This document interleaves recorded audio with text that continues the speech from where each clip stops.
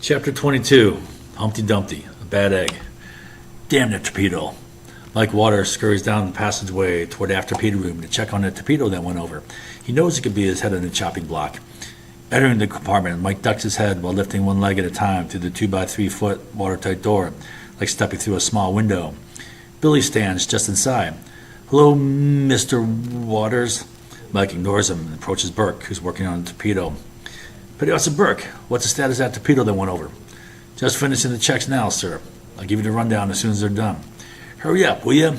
Captain's going to grill me on this. You know that, don't you?" Burke nods. Mike sneers at Burke.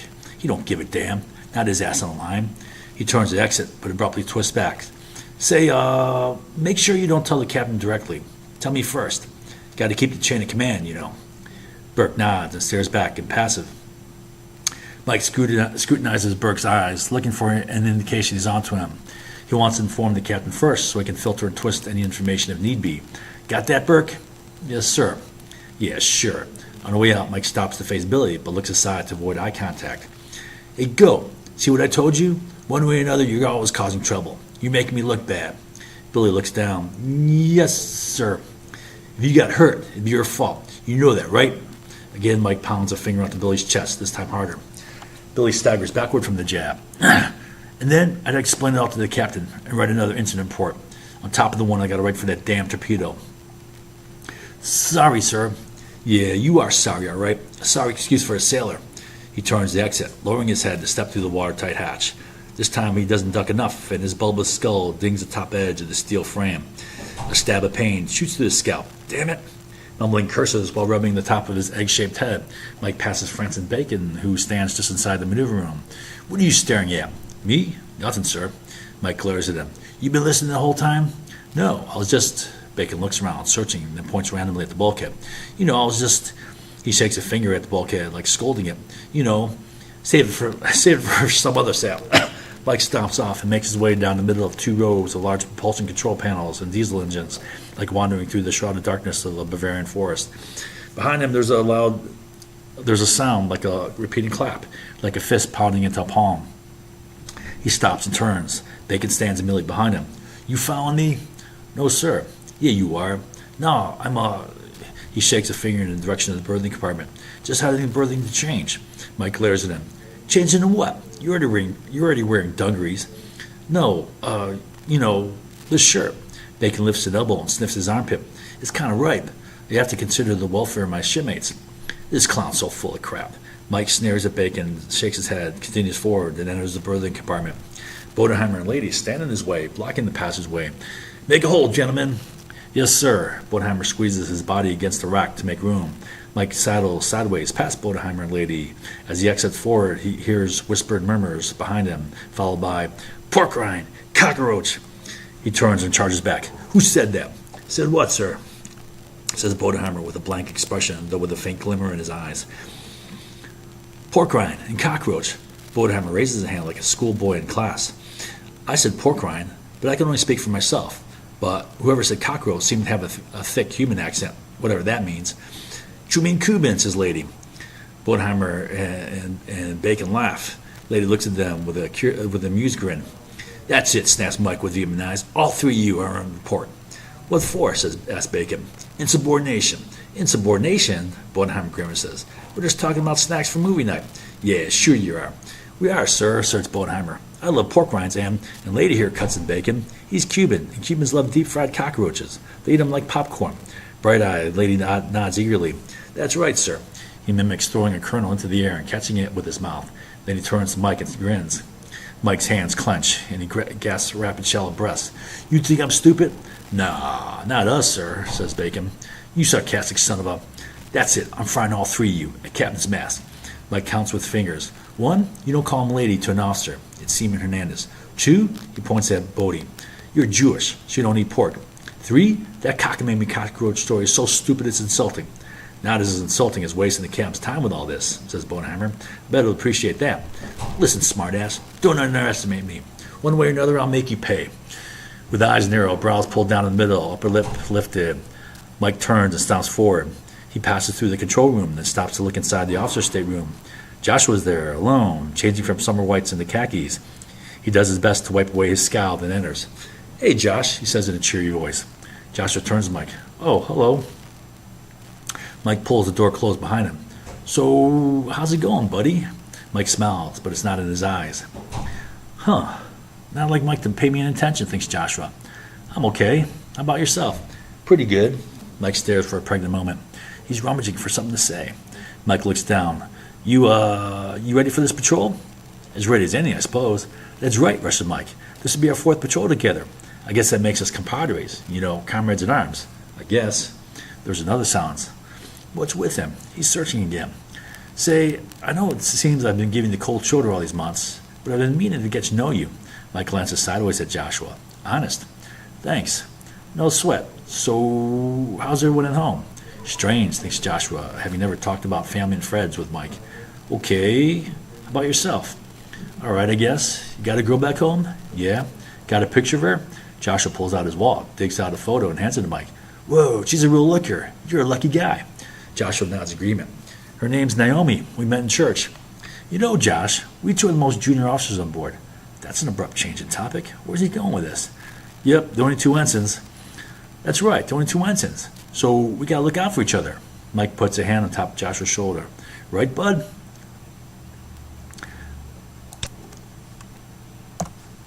Joshua squints at the hand, just inches from his face. It makes him feel icky, and though he wants to slide away, he lets it remain. Everyone on board has to look out for each other. Mike withdraws his hand. I mean, us two especially, the two junior guys. If we don't look out for each other, who will? Joshua shrugs, feeling wary. He hurriedly ties his shoes and heads out. Mike raises an arm to block his way. "Hey, what's your rush, my friend?" "Nothing. Just thought I'd head up early." Mike narrows his eyes at Joshua, tilts back his head, and pulls up a smug grin. "Oh, I get it. Out to impress everyone, aren't you?" "No, just wanted to give Dean a break." "Yeah, I didn't mean that. I know you're the conscientious type, on the fast track and all. You've got a great career ahead of you," says Mike with a forced smile. "Funny, I haven't thought much about it." "I do, all the time, in my retirement pay." He's staring at me. This is too creepy. Joshua turns to leave. "Say," cuts in Mike, "what do you think about that torpedo incident yesterday?" Joshua turns back. "What do you mean?" "I mean, it was pretty serious. Someone's going to have to take the blame." Joshua pouts his lips and shrugs. "I suppose." "Yeah, someone's going to have to take the fall for it. Who do you think it ought to be?" Mike's intense eyes are locked on Joshua. "I don't know. Haven't thought about it. I'm thinking Luke." "Luke? Why Luke?" "He was a duty officer that day. He was in charge overall." "Yeah, but you were—" Mike cuts him off. "There was only a first-class petty officer in charge of the torpedo unload. That's wrong. Should have been at least a chief. And whose fault is that?" "Luke's." "Well, with the short turnaround and all, everyone was scrambling to get important stuff done. We were stretched pretty thin. Besides, he probably figured you—" "And what about you? Assistant duty officer?" Mike's eyes burn hot. Rage. "Me? Joshua's throat tightens and he swallows. I didn't mean that. It's Luke's fault, all right." Headache. Joshua grabs the back of his neck and squeezes. "I don't know, Mike. Come on, Josh, you know it is." Lost for what to say, Joshua remains silent. Mike glares at Joshua, leans in close, and says in a low but forceful tone, "Are you with me or not?" Joshua recoils away. "What do you mean?" "I mean, you support me on this. What can I do? You can back me up like the buddy you're supposed to be. You can support me with other officers. How?" "Just start dropping in here and there that Luke was at fault." "Well, I can make it worth a while, Josh." Mike sidles up to Joshua and throws an arm over his shoulder. "I can help your career." Joshua ducks under the arm and edges away. "I don't think so, Mike." Mike folds his arms. "Luke talks bad about you." "What?" Joshua grits his teeth. "Yeah, behind your back. Didn't know that, did you? Ought to make you mad." Fear swells with anger. Joshua stares through his strained eyes. "What does he say?" "Oh, I don't know. Stuff like you're incompetent, you're a Bible beater, stuff like that." An inkling of rage simmers, but Joshua's lost for what to say. He then notices Mike leaning in, eyes squinted, scrutinizing his face. "Come on, Josh. Besides, Luke's not a career officer. He's one of those citizen soldiers. As soon as the war's over, he's out. So what does it matter? I'm a citizen soldier." Joshua shakes his head. "I don't think so, Mike. Josh, it won't matter. He's getting out. Besides, Luke's just an Okie." "An Okie?" "Yeah, you know, one of those hillbillies from Oklahoma just kicking around, scratching the dirt." "What?" says Joshua, blinking. "Just back me up. It'll be nothing. It'll be like just a practical joke. Nothing." A joke? There's nothing funny here. Again, Mike stares at Joshua, waiting, and then says, Josh, it'll be like you're putting one over on Luke. That'll make you smart, clever. Someone with power. He'll be the fool, and you'll be the player. Think about it. No, Mike, says Joshua in a suppressed yell. I'm not clever. I don't want to be clever. I'm not looking for power. You're starting to burn me up. Mike lifts both palms toward Joshua. All right. He drops his hands. Well then, think of it this way. There'll be less chance of you taking a hit for this if Luke takes all the blame. How am I to blame? I don't know, Mike. Don't know what? I don't think it's right. Josh, there's no right or wrong here. Besides, sometimes you got to do a little wrong to do what's right in the big picture. Maybe, Josh considers for a moment. No, I don't think so. Mike's eyes flare hot with anger. Either with me, Josh, or well, you know what they say. You don't want me for an enemy. Trust me. Jesus, what are you... You're trying to... Wait, what's going on here? You're just weak. No, And don't forget, we may both be ensigns, but I'll rank you.